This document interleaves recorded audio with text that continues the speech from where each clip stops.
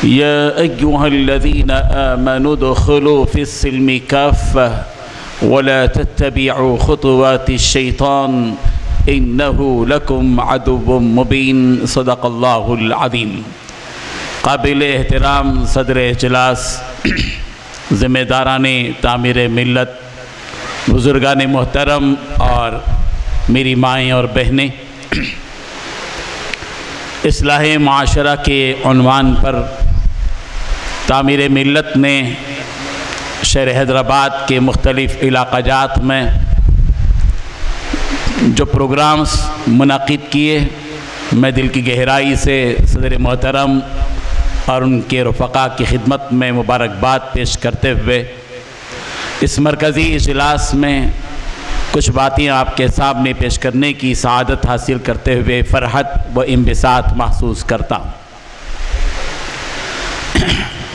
اصلاح معاشرہ دو الفاظ سے بنا ہے، اصلح یصلح اصلاحا اور عاشر یعاشر معاشرتاً، یعنی جو زندگی ہم آپس میں ایک دوسرے کے ساتھ مل جل کر گزارتے ہیں، اس میں جو خرابیاں اندر داخل ہو جاتی ہیں، ان خرابیوں کو دور کرنے کا نام اصلاح معاشرہ ہے۔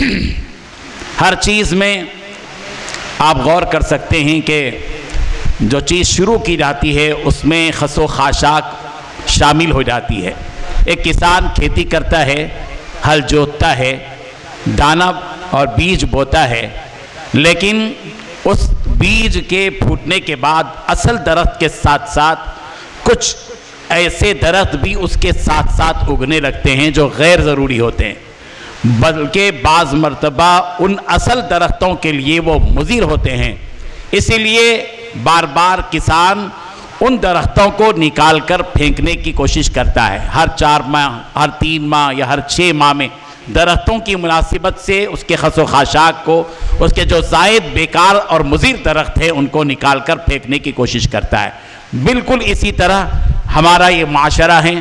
پیارے پیغمبر حضرت محمد مصطفیٰ صلی اللہ علیہ وسلم نے مدنی معاشرے میں جو محنت کی اور کوشش کی اور اپنی زندگی کے آخری 10 سال میں ایک معاشرہ قائم کیا، ایک سماج وجود میں لایا، اور اس جماعت نے جن کو صحابہ اور صحابیات کی جماعت کہا جاتا ہے، اس معاشرے کو قبول کیا اور دل کی گہرائی سے قبول کیا، اور عملاً اس معاشرے کے وجود میں لانے کے لیے پوری کوششیں اور تدبیریں کی، اور پیارے پیغمبر حضرت محمد مصطفیٰ صلی اللہ علیہ وسلم کی رہنمائی میں اور آپ کی رہبری میں 10 سال کی مدت میں ایک پیارا معاشرہ وجود میں آیا، جس معاشرے نے زندگی کے تمام پہلوؤں کو سمیٹ لیا اور سارے پہلوؤں کا احاطہ کیا۔ ہر پہلو پر اللہ کے پیارے پیغمبر صلی اللہ علیہ وسلم نے مفصل روشنی ڈالی اپنے اقوال کے ذریعے سے،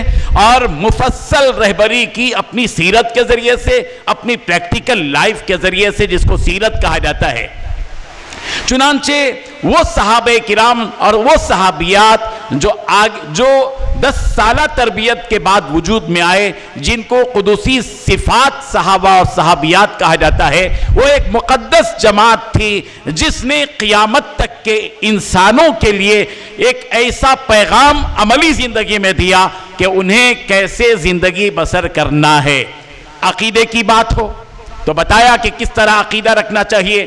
توحید کے اعتبار سے ان صحابہ نے اور صحابیات نے بتایا امت کو کہ ہمارا توحید والا عقیدہ خالص، جو مخلصین لہ الدین، خالص اللہ کے ہو کر انہوں نے جو کام اور اقدام کیا اور امت کو بتایا، وہ ایسا تھا کہ حضرت عمر فاروق رضی اللہ عنہ حجر اسود سے خطاب کرتے ہوئے کہہ رہے ہیں، اے حجر اسود، اگر نبی نے تجھے بوسہ نہ دیا ہوتا تو میں ہرگز تجھ کو بوسہ نہ دیتا۔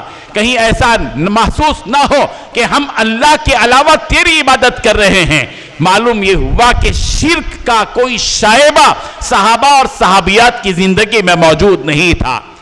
عبادات کی بات لیجئے تو نبی رحمت حضرت محمد مصطفیٰ صلی اللہ علیہ وسلم نے ساری رہنمائی فرمائی کہ نماز کیسے پڑھنا چاہیے. کأنک ترا، تم نماز ایسے پڑھو اور رب ذوالجلال کے سامنے ایسے کھڑے ہو جیسے کہ تم اپنے پروردگار کو دیکھ رہے ہو. اور اگر تمہارے اندر یہ کیفیت ابھی پیدا نہیں ہو رہی ہے، اتنا تو سوچو کہ وہ تم کو دیکھ رہا ہے، یعنی رب ذوالجلال تم کو دیکھ رہا ہے. اور جس طرح استاد کے دیکھنے کا یقین طالب علم کو ہوتا ہے تو وہ شرارت سے بچتے ہوئے پوری طرح ایک سوئی کے ساتھ کتاب پر نظر رکھ کے پڑھتا ہے، بالکل رب ذوالجلال کے دیکھنے کا یقین اگر نمازی کو ہوتا ہے، نمازی پورے خشوع اور خضوع کے ساتھ نماز پڑھتا ہے.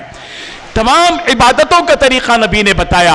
اور پھر حقوق کے اعتبار سے جو معاملات ہیں اور معاشرتی زندگی ہے، اخلاق ہیں، ان تینوں امور پر پیارے پیغمبر صلی اللہ علیہ وسلم نے 100% رہبری اور رہنمائی فرمائی. آج ہمارا معاملہ یہ ہے کہ ہم دین کا مطلب، مسلمان ہونے کا مطلب چند وظیفے پڑھ لینا، تہجد پڑھ لینا، اشراق پڑھ لینا، اوابین پڑھ لینا، قربانی کر لینا اور عمرے پر عمرے کر لینا اور سمجھ جانا کہ ہم پکے مومن بن گئے. یاد رکھیے یہ اپنے دین کا صرف ایک جز ہے، دین کا ایک پارٹ ہے، دین کا ایک حصہ ہے جس کو 30% کہا جا سکتا ہے. لیکن باقی 70% ہمارا دین، ہمارے اخلاق، ہمارا کردار، ہمارا کیریکٹر، ہمارے صاف و شفاف معاملات اور ہماری زندگی کے وہ معاشرتی امور جن کا تعلق ہمارے خاندان سے ہے، ان تمام 3 امور پر ہم سب کو غور کرنا چاہیے. معاشرہ صرف نماز سے یقیناً پوری طرح صاف و شفاف نہیں ہو سکتا. معاشرے کی صفائی، معاشرے کی اصلاح ہمارے اخلاق اور کردار سے ہوتی ہے. ہم نیک نیت ہوں، ہماری زندگی میں ایک دوسرے کے حقوق کی ادائیگی کا جذبہ ہو، ہم نرم دلی کا معاملہ کریں، خوش دلی کے ساتھ لوگوں سے بات کریں، ہماری جو رشتہ داریاں ہیں ان رشتہ داریوں کو صاف و شفاف رکھیں. آج ہمارے ہندوستان کے جو خاندانی روایتیں وجود میں آئی ہیں اس کا تعلق مدنی معاشرے سے نہیں ہے بلکہ شیطانی روایتوں سے. وہ خباثتیں آج ہمارے مسلمان خاندانوں میں آ چکی ہیں. ایک بہو اپنی ساس کو ماں ماننے کے لیے تیار نہیں ہے، ایک ساس اپنی بہو کو بیٹی تسلیم کرنے کے لیے تیار نہیں ہے، ایک بھاوج اپنی ننند کو اور ایک ننند اپنی بھاوج کو اپنی بہن تسلیم کرنے کے لیے تیار نہیں ہے. اور پھر وہ گھریلو جو مخاصمتیں ہیں اور جھگڑے ہیں اور عداوتیں ہیں اور کینہ ہے اور بغض ہے اور آپسی خلفشار اور انتشار ہے جس کے نتیجے میں آج خاندان پھوٹ چکے ہیں. آج ہم ایک گھر میں رہتے ہوئے ایک نہیں ہیں اور بکھرے ہوئے ہیں اور تسبیح کے دانے جیسے تاگا اور دھاگا ٹوٹ جاتا ہے. تو جس طرح تسبیح کے منکے اور تسبیح کے دانے بکھر جاتے ہیں آج خاندان کے افراد بکھر چکے ہیں. اور دولت نے اور موبائل نے ان کو کہیں کا نہیں چھوڑا. اس موبائل کے استعمال نے اور اس موبائل کے استعمال کی کثرت نے اور شدت نے اور اس میں کھو جانے بلکہ غرق ہو جانے کی نوبت جو آئی ہے اس نے ہم سب کی رشتہ داریوں کو کھوکھلا کر دیا ہے. اور پھر یہ جو ہماری معاملات والی زندگی ہے، آدمی سمجھتا ہے کہ میں نے نماز پڑھ لیا، دیندار بن گیا، متقی ہو گیا، صالح ہو گیا اور میرے لیے تو جنت پٹنٹ ہو گئی اور میدان محشر ہم نے دنیا ہی میں قائم کر کے فیصلہ اپنے حق میں کر دیا کہ ہم تو جنتی ہیں. یہ بہت بڑی غلط فہمی ہے. یاد رکھیے ایک طرف اللہ کے حقوق ہیں تو دوسری طرف بندوں کے حقوق ہیں. اور بندوں کے حقوق کے معاملے میں رب ذوالجلال کا قانون یہ ہے کہ اللہ اس وقت تک معاف نہیں کریں گے جب تک کہ بندہ معاف نہیں کرتا. آج بھائی وراثت میں باپ بہن کا حق مارتا ہے اور ادھر وابین بھی پڑھ رہا ہے، تہجد بھی پڑھ رہا ہے، ماشاءاللہ داڑھی بھی ہے اور نیک اور دیندار کہلاتا ہے اور وہ اپنی بہن کا حق وراثت کا مار کر زندگی گزار رہا ہے. جان لینا چاہیے کل قیامت کے دن وہ شخص رب ذوالجلال کے سامنے جب کھڑا ہوگا بہن کا ہاتھ اس کی گردن پر ہوگا، وہ اس کا گریبان پکڑے گی اور اس وقت تک اس کو آگے بڑھنے کی نہیں دے گی جب تک کہ وہ اپنا حق نہیں لے گی. اس لیے ضرورت اس بات کی ہے کہ ہم اپنے معاشرے کو نبی رحمت حضرت محمد مصطفیٰ صلی اللہ علیہ وسلم کے معاشرے کے مطابق بنانے کی کوشش کریں. ہم آہنگ ہو جائے ہمارا معاشرہ, ہم تھوڑا سا احتساب کریں اپنی زندگی کے اندر. آج ہماری زندگی کی روایتیں بدل چکی ہیں. آج ہم نے دن کو رات بنایا, رات کو دن بنایا ہے. آج ہم راتوں میں جاگتے ہیں, اپنے بچوں کو جگاتے ہیں, پھر صبح میں کہتے ہیں بچے کو 8 بجے اٹھو اور اسکول جاؤ. کیا اسکول میں جا کر وہ اس قابل رہے گا کہ وہ بچہ بیٹھ سکے اور پڑھ سکے؟ جس بچے کو آپ نے شادی خانے میں رات بھر جگایا ہو, کیا وہ بچہ اس قابل رہے گا کہ دن میں سبق پڑھ سکے, وہ کلاس اٹینڈ کر سکے, وہ سامنے بیٹھ کر بیدار رہے؟ ہرگز نہیں ہو سکتا. اس لیے ان روایتوں کو ختم کیجیے. یہ راتوں کی شادیاں اور فجر تک شادی خانوں میں رہنا, آدھی آدھی رات کو گھر واپس لوٹنا, یہ بے حیائی ہے. یہ ہماری اسلامی روایتیں نہیں ہے. یہ ہمارے حیدرآباد کی روایت ہو سکتی ہے, لیکن یہ اسلامی روایت نہیں ہے. ہم بہت غلط راہ کی طرف چل پڑے ہیں اور ہم کو آج یہ چیز معیوب نظر نہیں آ رہی ہے.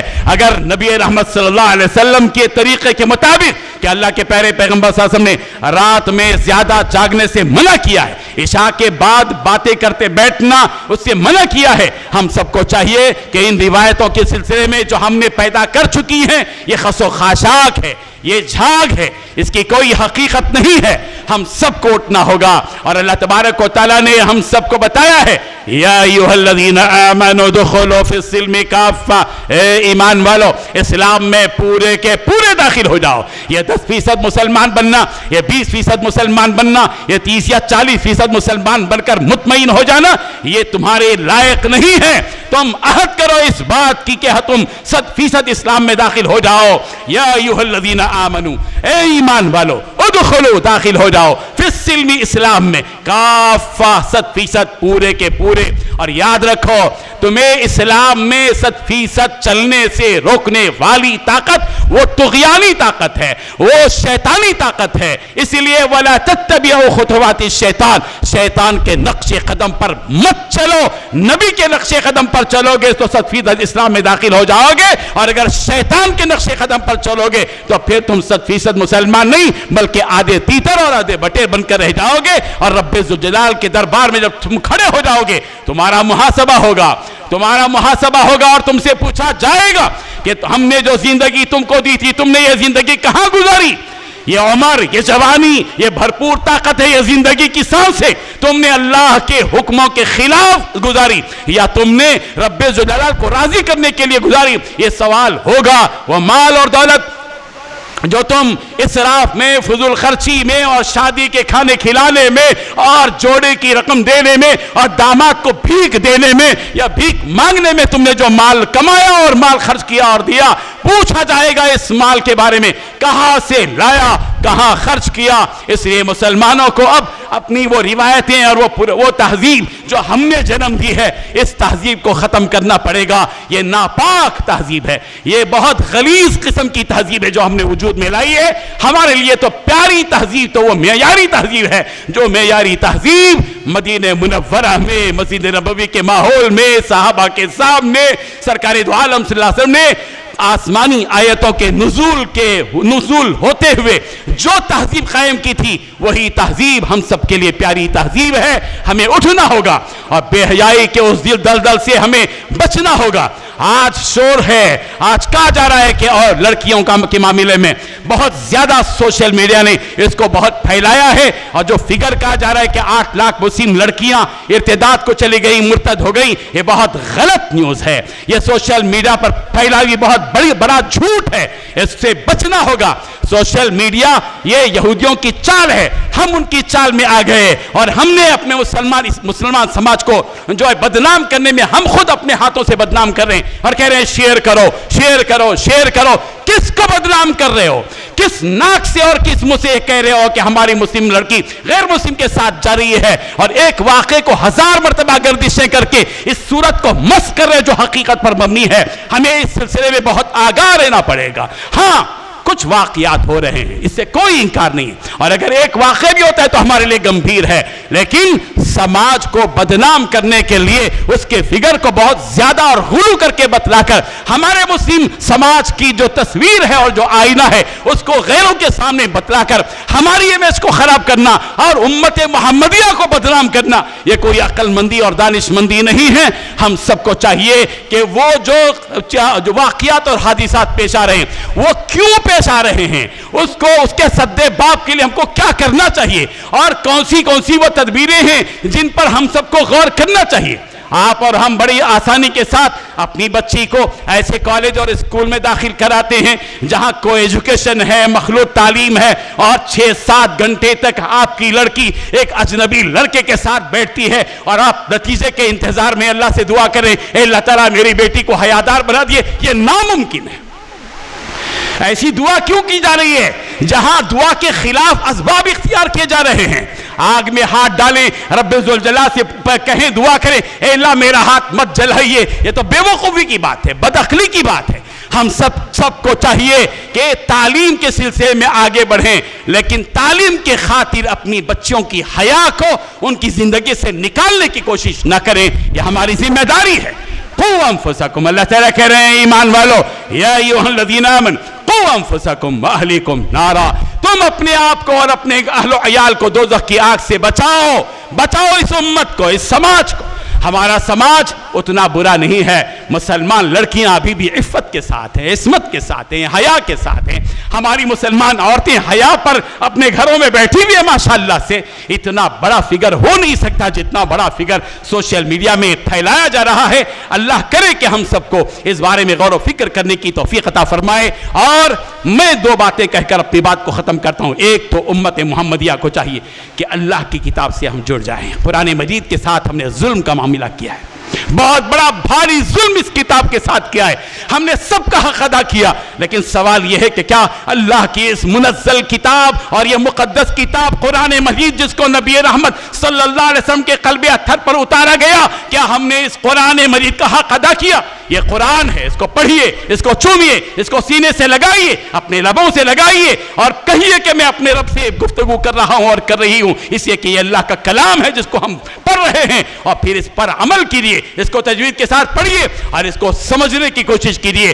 یاد رکھیے اگر ہم نے اس قرآن مجید کو نہیں پڑھا اور اس سے بے اعتنائی برتی، غفلت برتی، اس کو صرف طاقوں پر سجائے رکھا، تو یاد رکھیے کل قیامت کے دن نبی اللہ تعالیٰ سے ہمارے بارے میں شکایت کریں گے، یا قوم یا ربی، اے میرے پروردگار اتخذوا ھذا القرآن مہجورا، یہی تو وہ لوگ تھے جنہوں نے اس کتاب کو چھوڑ دیا تھا، اس کتاب کو اپنی زندگی سے نکال دیا تھا۔ اللہ سے شکایت نبی کریں گے، کیا ہمارے لیے یہ بات برداشت ہے؟ سب سے پہلے اللہ کی کتاب سے ہم آگے ہوں۔